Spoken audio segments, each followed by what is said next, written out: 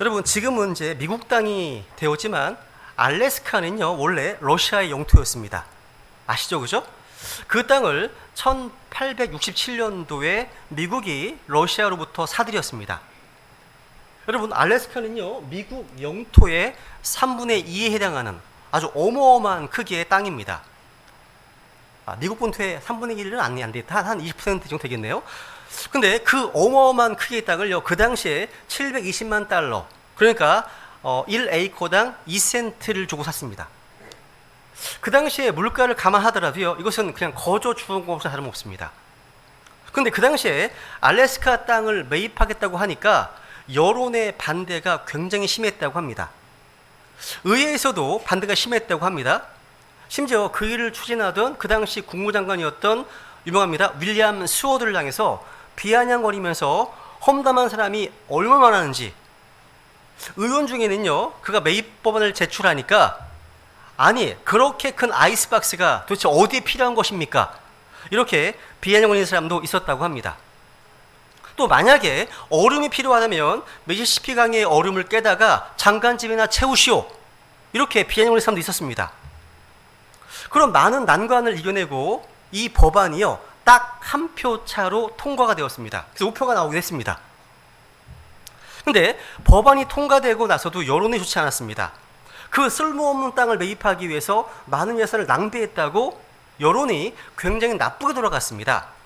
그래서 알래스카라고 하는 이름 대신에 이 장관의 이름인 스워드 스폴리 이름을 넣어서 스워드의 어리석은 짓, 바보짓이라고 부르기도 했다고 합니다. 이렇게 조롱을 당하면서 매입한 땅인데 100년도 되지 않아서 그 알래스카 땅 안에 어마어마한 유전과 광물이 있다는 사실이 밝혀졌고, 또 러시아와 대치하는 상황에서 지정학적으로 이 땅이 황금의 땅이 되었다는 사실. 여러분, 그 과정을 정리한 글을 제가 읽게 되었는데요, 제가 주목한 것은 그 땅의 매입을 주도했던 국무장관 이 스워드의 통찰력입니다. 이 윌리엄 스워드는요 반대하는 의원을 이렇게 설득했다고 합니다. 되게 멋있습니다. 이렇게 읽어드릴게요. 이렇게 설득했습니다. 나는 눈 덮인 알래스카를 보고 그 땅을 사려는 게 아닙니다. 저는 그 안에 감추어져 있는 무한한 보고를 바라보고 사자는 겁니다. 저는 우리 세대를 위해서 그 땅을 사자는 것이 아닙니다. 다음 세대를 위해서 그 땅을 사자는 것입니다. 대단하지 않습니까? 와.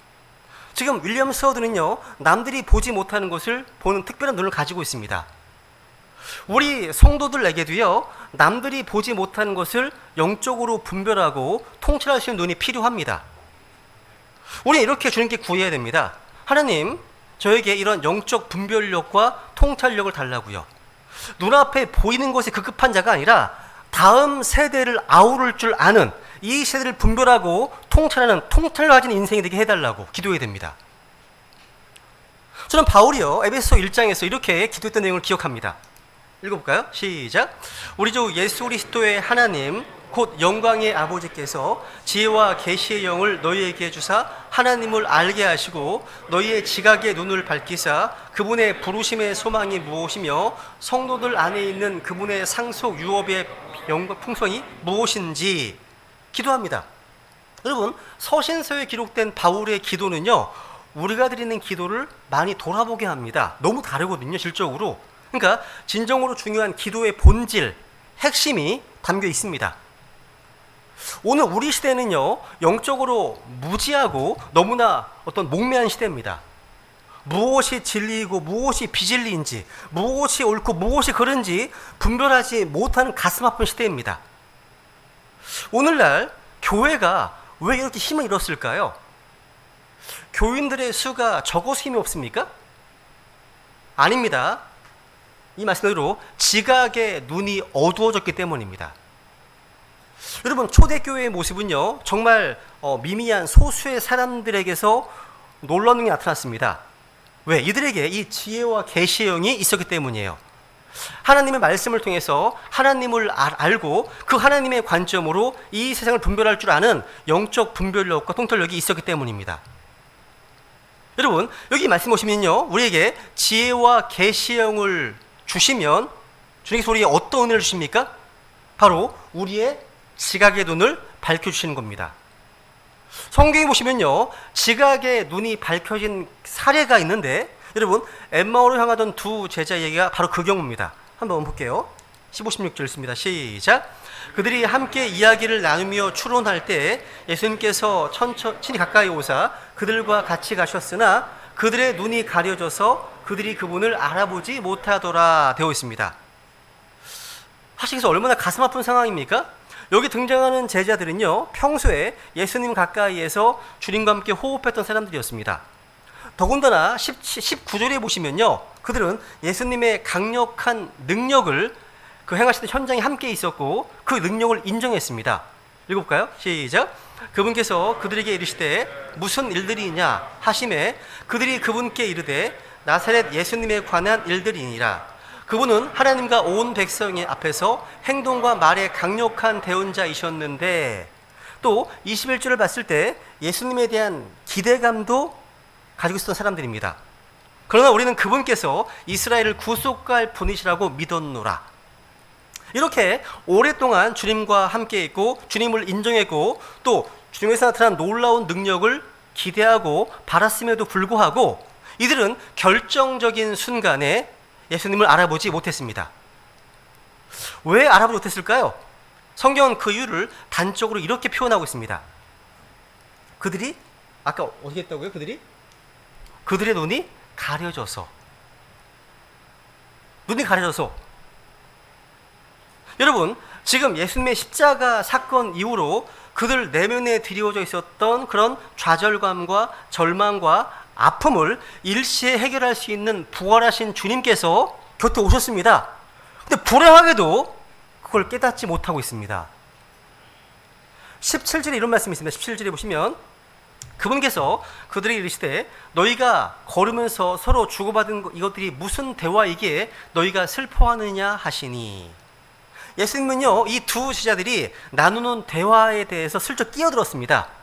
무슨 대화를 나누기에 슬퍼하는지 모르셨습니다.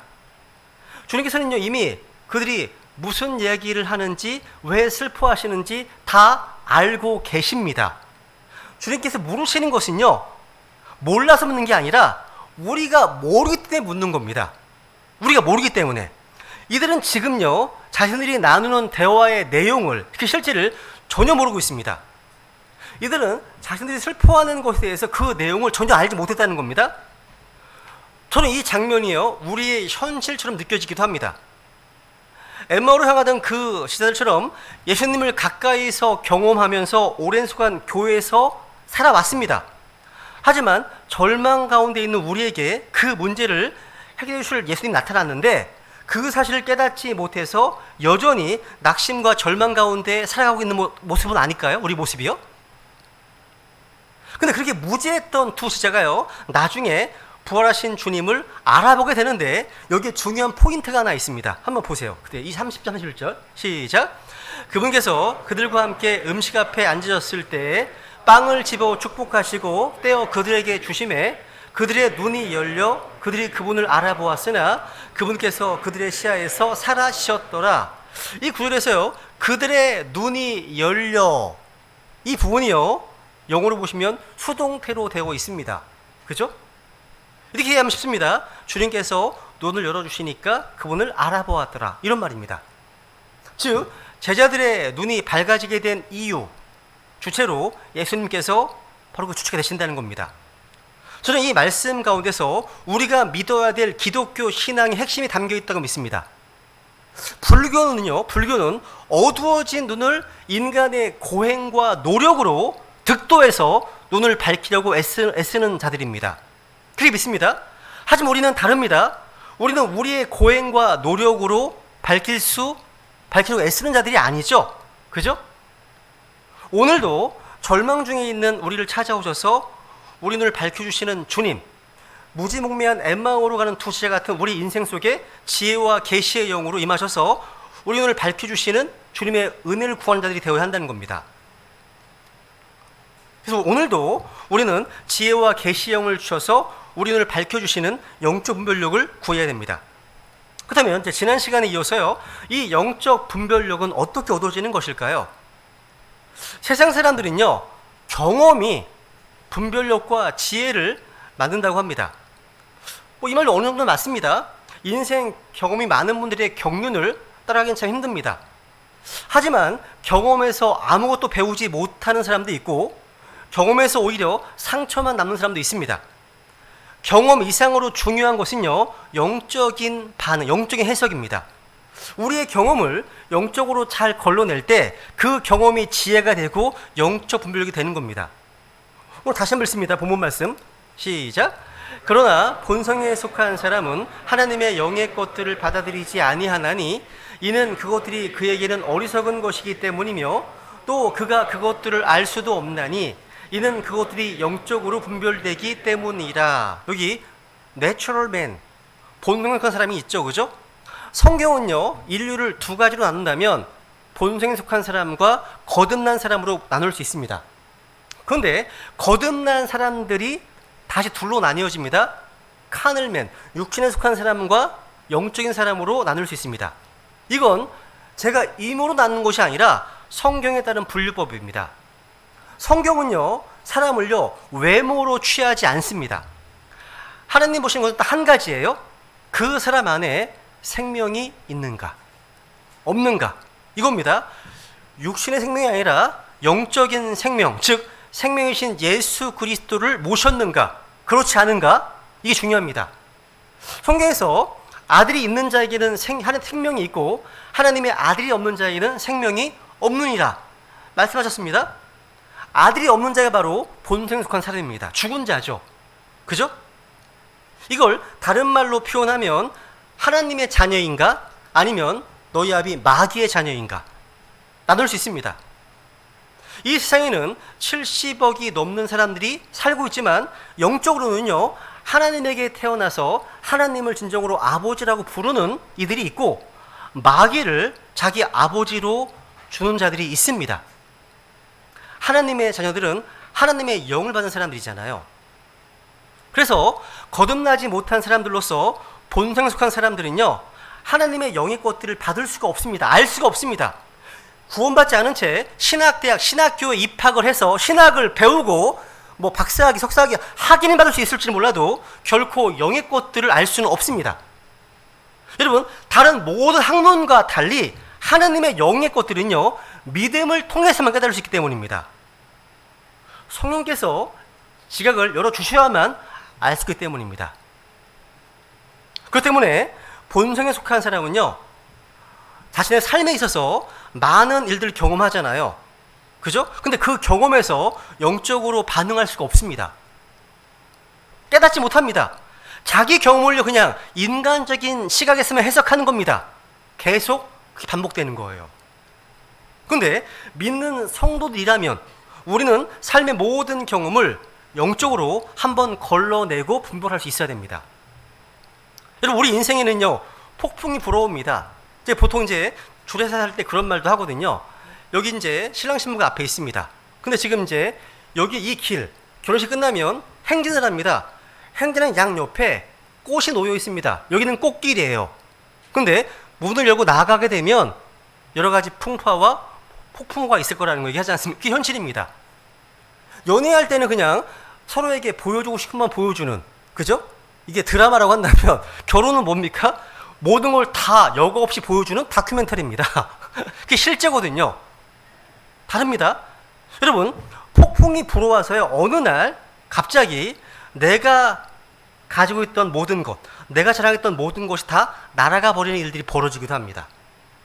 나는요, 광야를 원하지 않는데 하나님께서 나를 광야로 몰고 가시기도 합니다. 중요한 것은요, 우리의 삶에 이런 고통이 찾아올 때 그것을 인간의 관점이 아닌 하나님의 관점으로 바라볼 수 있는 영적 분별력이 정말 중요합니다. 영적 분별력 있는 사람에게는요, 하나님의 관점으로 해석할 수 있는 눈이 있어요. 여러분, 내 인생이 실패하는 것은요, 또 내 인생에 가고 싶지 않은 광야에 들어가는 것은 내가 재수가 없고 운이 나빠서가 아니라 이런 과정들을 통해서 하나님이 나에게 복을 주시고 은혜를 베풀기 위함이라는 사실을 알아채는 지각의 눈이 필요하다는 겁니다. 이게 신앙의 모습입니다.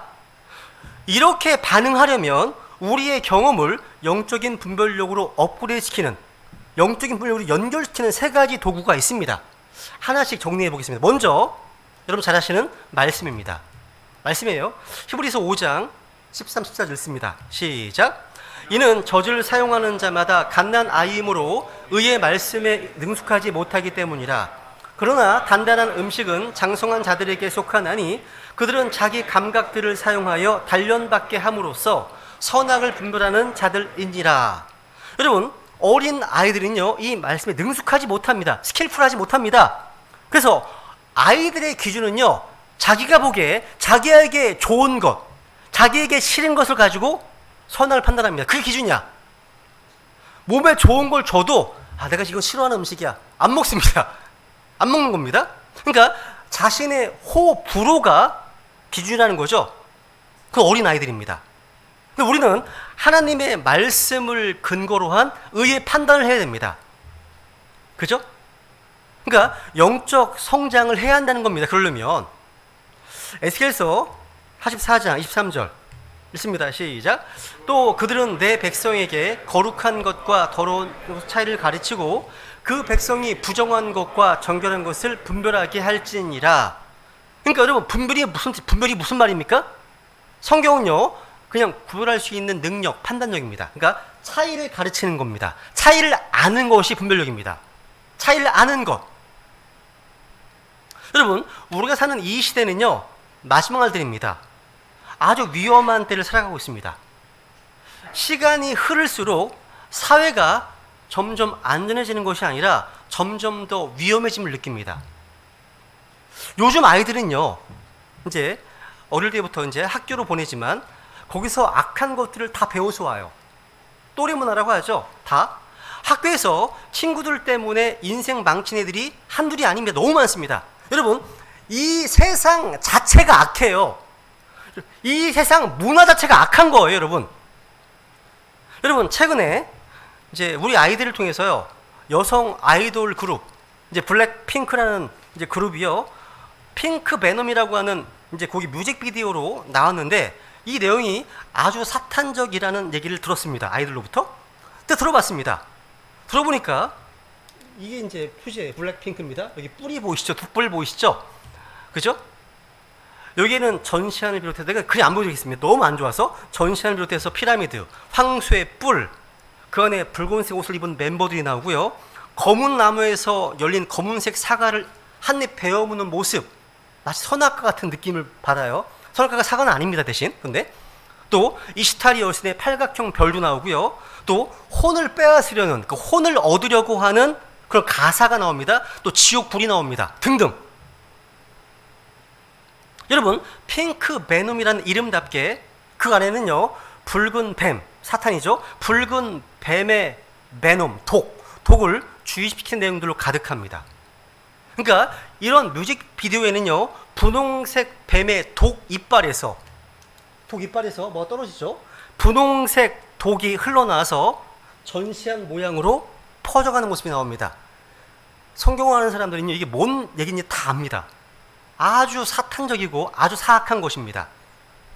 우리 주일학교 학생들이, 또 청소년들이요, 이렇게 K-팝 영상들을 아무런 필터링 없이 받아들이게 되면요, 영적으로 정말 나쁘겠다, 위험하겠다라는 생각하게 됩니다.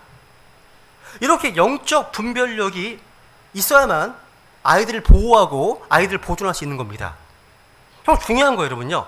우리는 선과 악, 또 고든 것과 굽은 것, 옳은 것과 잘못된 것, 해야 할 일과 하지 말아야 될 것, 이런 거 분별력이 있어야 됩니다. 거룩한 것과 더러운 것, 부정한 것과 정의로운 차이를 우리는 구분할 줄 알아야 됩니다. 어떻게 구분할까요? 기준이 필요합니다. 분명한 기준이요. 그게 바로 말씀입니다. 말씀인 거예요. 영적 분별력을 위해서 우리는 먼저 하나님 말씀을 묵상해야 됩니다. 묵상한다? 그냥 바라보는 말씀이 아니라 적극적인 말씀 묵상이 필요하다는 겁니다. 시편 119편 99절 보겠습니다. 읽어볼까요? 시작. 주의 증언들이 내 묵상거리이므로 내 모든 스승들보다 내게 더 많은 깨달음이 있고, 주의 증언들이 내 묵상거리이므로. 여러분, 성경책 잠깐 읽다가, 의무가 뭐 아침에 한 장 읽다가 탁 덮어버리고 잊어버리는 게 아니라 항상 걸으면서 커피를 마시면서도 낙엽을 보면서도 계속 말씀을 깊이 생각하는 겁니다.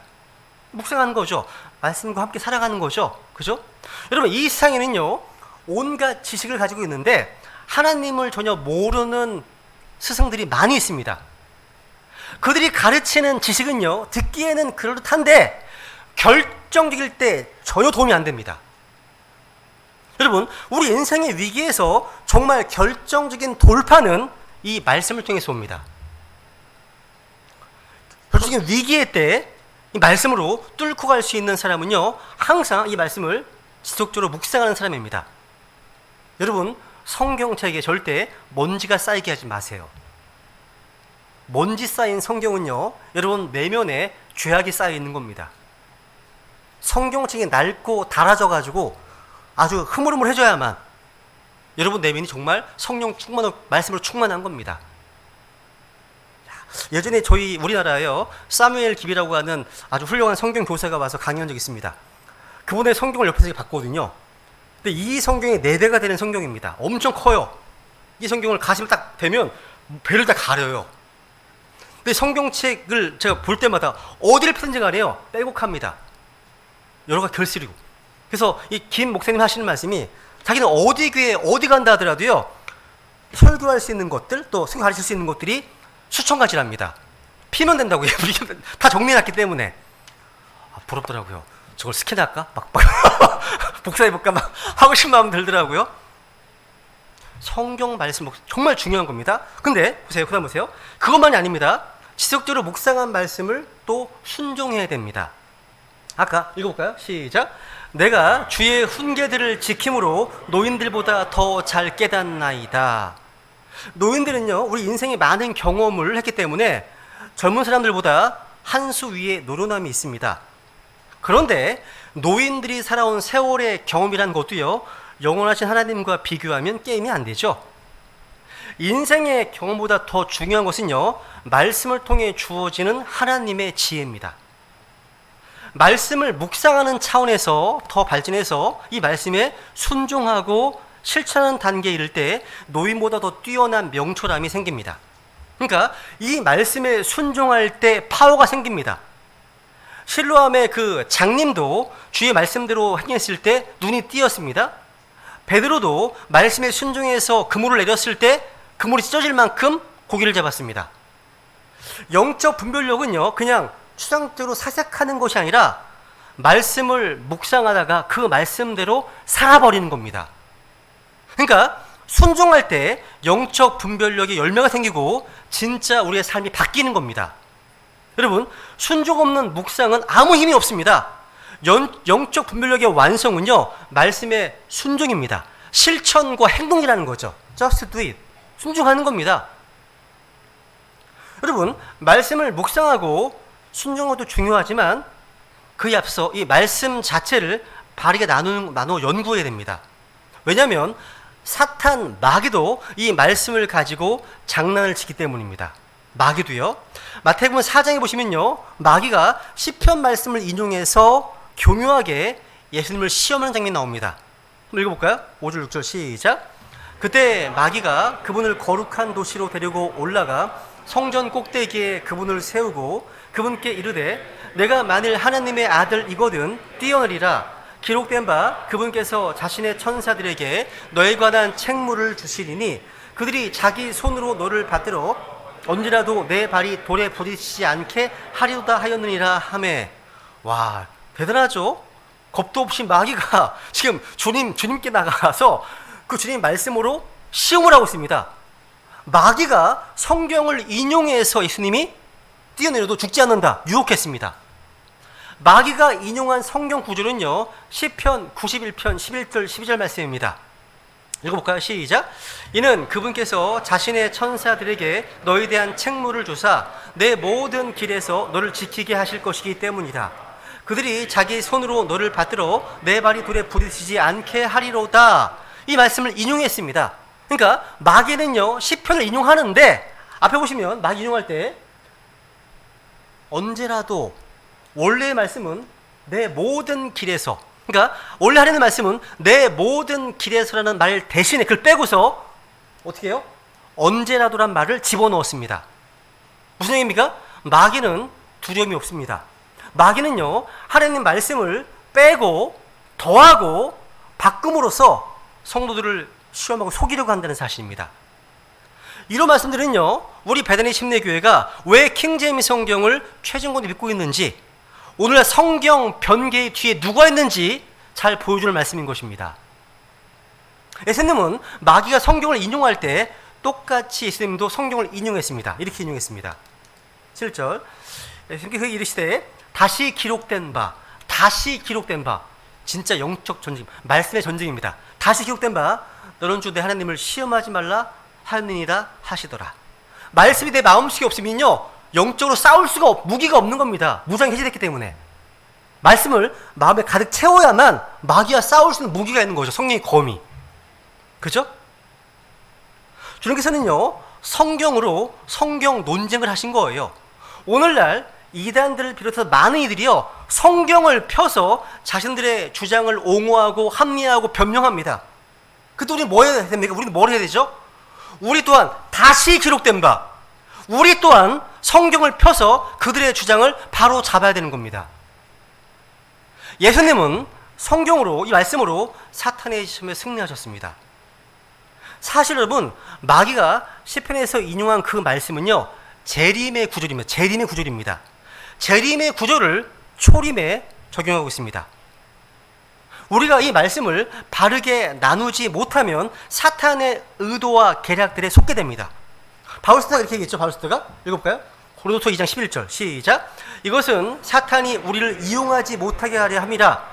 우리는 그의 계략들에 대해 무지하지 아니하노라. 무지해서 안 됩니다. 사탄에게 무지해서 안 됩니다.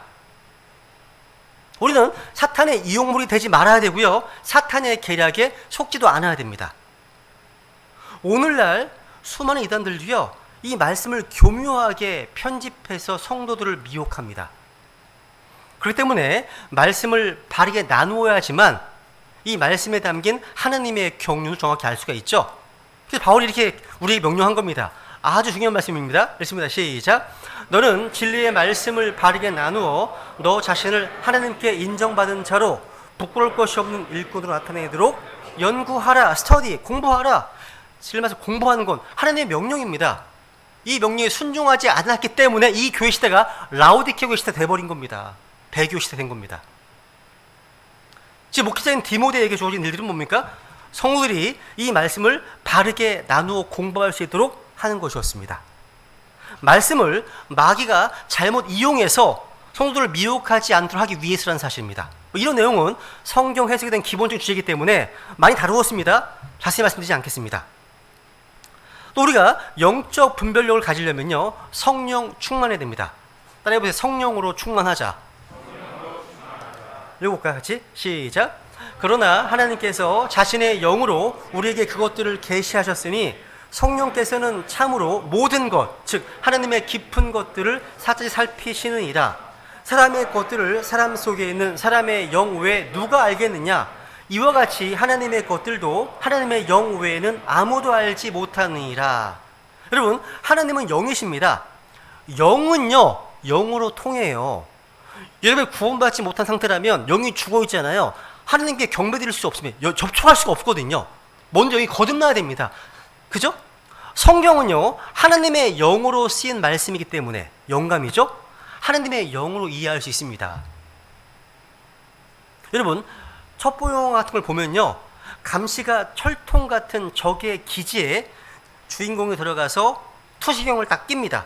그러면 육안으로 볼 수 없었던 레이저 보안선들이 눈에 들어오잖아요. 비슷한 거예요. 영적인 세계도 마찬가지입니다. 오직 하나님의 영, 성령으로만 하나님의 놀라운 지혜를 이해할 수 있습니다. 성령 충만한 눈으로 말씀을 봐야 말씀에 담긴 하나님의 뜻과 하나님의 마음을 깨달을 수 있습니다. 우리가 기도할 때 성령 충만한 가운데 말씀을 선포하고 성령 충만한 가운데 말씀을 듣기 기도하잖아요. 성령 충만한 상태로 들어야만 말씀을 이해할 수 있기 때문입니다. 그죠? 성경 말씀을요, 특별 계시라고 얘기합니다. 하나님께서 드러내 보여주신 계시라고 하죠. 이 성경, 특별 계시로 이 성경은요, 아무리 머리가 좋은 사람도, 아무리 박사학위를 많이 가진 사람도요, 성령의 조명하심이 없이는요, 절대로 깨달을 수가 없습니다. 닫힌 책이에요. 되게 희한해요. 박사학위 몇 개 있는 사람인데요, 성경을 몰라요. 이해를 못합니다. 왜? 성경이 닫혀 있어요. 그런데 구원받은 아이들이 깨달을 수 있는 쉬운 말씀도 이해를 못합니다. 무슨 얘기입니까? 성령이 오셔야만 이 말씀을 조명할 수 있기 때문, 이해할 수 있기 때문입니다. 그래서 우리는 성령으로 충만해야 됩니다. 성령으로 충만하면요, 많은 복이 있는데 그 중에 하나가 뭐냐면 말씀을 읽을 때 깨닫는 복이 생깁니다. 깨닫는 복. 너무 재밌어져요. 성경 너무 재밌어져요. 너무 충만해집니다. 어쩔 줄 모릅니다. 막 얘기하게 돼요. 할 얘기가 너무 많습니다. 그런 거죠. 성령 충만을 구해야 됩니다. 우리는요. 그래서 저는 우리 배단의 지체분들이 모두가 다 성령으로 충만해서 성령의 조명하심 가운데 이 말씀을 바르게 나누어 연구하고 묵상하고 순종하는 복된 세대이기를 간절히 원합니다. 이것이 영적 분별력을 업그레이드하는 첫 번째 비법입니다. 두 번째 바로 뭐냐면 둘째 도구는 기도입니다. 기도. 영적 분별력은요, 기도하는 사람에게 주어지는 하나님의 선물입니다. 기도하는 사람에게는요, 지혜와 거룩한 영적 분별력이 계속 채워지게 됩니다. 우리 야고보서 1장 5절 읽습니다. 시작. 너희 중에 어떤 사람이 지혜가 부족하거든 모든 사람에게 너그러이 주시고 꾸짖지 아니하시는 하나님께 구하라. 그러면 그분께서 그것을 그에게 주시리라. 여러분 공부하실 때 이 말씀 붙들고 기도하십시오. 하나님 약속입니다. 주십니다. 지혜를 갖고 1시간 공부하는 게 지혜 없이 5시간 공부하는 것보다 훨씬 낫습니다. 10배가 더 뛰어납니다. 여러분 이 말씀이요, 지혜가 부족한 사람에게만 해당되는 말씀이라고 생각하신다면 그 사람은 지금 자아도취에 빠져 있는 겁니다. 이 말씀은요, 모두가 다 지혜가 부족한데 너가 지혜가 부족하다고 인정할 만큼 겸손하다면 기도하라. 그럼 하나님이 주실 것이다. 이런 말입니다. 기도로 이 지혜의 축복을 받은 대표적인 인물이 누굽니까? 세상에서 지혜로웠던 사람, 솔로몬 왕입니다. 솔로몬은요, 하나님께 지혜를 구함으로 주님을 기쁘시게 했습니다. 성경에 보시면요, 많은 사람들이 주님께 뭔가를 구합니다. 그런데 지혜를 구하는 사람은 그렇게 많아 보이지 않아요. 많지가 않더라고요. 주님께서는요, 지혜를 구하는 자에게 너그러 주신다, 꾸짖지 않으신다 말씀하십니다. 솔로몬은요, 위대했던 아버지 다윗의 뒤를 이어서 왕자에 올랐습니다. 근데 이 큰 왕국을 다스리기에는 너무나 부족한 자신을 알고 두려움 가운데 하나님께 엎드려 간절히 기도했습니다. 이렇게 기도했습니다. 우리가 기도할 내용입니다. 읽습니다. 시작. 그러므로 주의 백성을 재판하도록 주의 종에게 명철한 마음을 주사 내가 좋은 것과 나쁜 것을 분별하게 하옵소서. 이같이 큰 주의 이 백성을 누가 재판할 수 있나이까 하니라. 하나님께서는요, 이 기도에 대한 응답으로 솔로몬에게 이 세상 어떤 왕도 갖지 못했던 하늘의 지혜를 부어주셨습니다. 이 비밀을 알았기 때문에요, 여러분 다니엘 아시죠? 이 다니엘은요, 정말로 바쁜 공직 생활 가운데서도요, 하루에 3번씩 시간을 내어 집중적으로 하나님께 간절히 기도했습니다. 하루에 몇 번 했다고요? 3번 기도했습니다. 이 기도 시간은요, 오해하지 마세요. 다니엘이 바쁜 와중에 낭비한 것이 아닙니다. 이 기도 시간이요, 다니엘이요, 의무감에서 했던 것이 절대 아닙니다. 간절히 필요했기 때문에 기도했던 겁니다. 너무 바쁘기 때문에 기도한 겁니다. 너무 바쁘기 때문에 예배 드리는 겁니다. 여러분, 우리가 아무리 바빠도 다니엘만큼 바쁘지는 않을 겁니다. 당시 바벨론은요, 지금의 미국과 중국을 통합한 정도의 대제국이었습니다. 그런 대제국 바벨론의 실무 책임자, 총리였으니 아침부터 밤까지 그 일정이 얼마나 꽉 차 있었겠습니까? 하루 종일 복잡하고 힘든 사안들을 끊임없이 처리하느라고 정말 힘들었을 겁니다. 그런데 기도를 통해서 다니엘은요, 그 모든 문제를 하나님께 아뢰었고, 하나님께서는요, 세상 그 어느 누구보다 더 뛰어난 하나님의 지혜로 응답하셨습니다. 그렇기 때문에 다니엘의 지혜와 그 경륜이 남들보다 10배가 더 뛰어났던 겁니다. 너무 중요한 겁니다, 이게요. 영적 분별력, 하늘의 지혜를 원하신다면 쉬지 말고 기도하십시오. 특별히 세상이 절박하고 힘들수록 시도 때도 없이 기도하십시오. 하나님 지혜를 주실 겁니다. 특별히 실수하고 뭔가 실패했을 때 그것을 수습하고요, 다시 회복할 수 있는 비법을 찾고 싶다면 기도하셔야 됩니다. 제가 지난주 설교에서 언급했던 것처럼요, 이세의 아들들 가운데 이스라엘의 새 왕을 선택할 때 대언자 사무엘도 처음에 실수했습니다. 하나님의 사람이었잖아요, 사무엘이요, 그죠? 인간적으로 잘못 판단해서 하마터면 첫째 엘리압에게 안수하고 기름을 부을 뻔했는데, 사무엘은 기도하는 사람이었기 때문에 하나님이 곧바로 바로잡아 주셨습니다. 그래서 우리도 늘 기도 모드에 걸려 있어야 됩니다. 휴대폰에서요, 이거 뭔지 아시죠? 비행기 모드에 비행기 모드. 비행기 모드로 해놓으면요, 전화 통화도 안 되고 문자 수신도 안 되고 카톡이나 페이스 메시지도 안 되고 페이스톡도 안 되고 보이스톡도 안 됩니다. 제가 가장 속 터지는 게 뭔지 아세요? 화병이 나는 게 뭔지 아십니까? 아이들에게 연락을 했는데 전화를 안 받아. 문자를 계속 안 받아. 감히 아빠의 문자를 씹어? 막 이런 화가 날 만큼 뭐가 반응이 많이 하는데 반응이 안 와. 화가 납니다. 비행기 모드면 내가 말을 안 합니다. 비행기 모드가 아니거든요. 우리는 늘 말씀 연구 모드, 또 기도 모드에 들어가 있어야 됩니다. 이런 모드, 기도 모드 멋있지 않습니까? 기도 모드. 그러면 우리의 잘못된 분별력을 하나님의 지혜의 분별력으로 고쳐주신다는 사실입니다. 필요해요. 그죠? 세 번째 도구가 뭘까요? 건강한 교회의 믿음의 지체들입니다. 이게 영적 분별력을 업그레이드하는 세 번째 도구입니다. 그러니까 영적 분별력은요, 건강한 교회를 통해서 끊임없이 점검됩니다. 여러분, 그 누구도 완전한 사람은 없습니다. 때때로 자신의 문제가 걸리면요, 객관성과 분별력을 잃어버리고 감정적으로 반응하기 쉬운데요, 이때 믿음의 형제 자매들이 옆에 있어서 나의 분별력을 끊임없이 점검해 줄 수 있습니다. 이게 복입니다. 아주 유명한 말씀이 하나 있습니다. 잠언 27장 말씀입니다. 읽어볼까요? 이게 마지막 구절입니다. 읽습니다. 시작.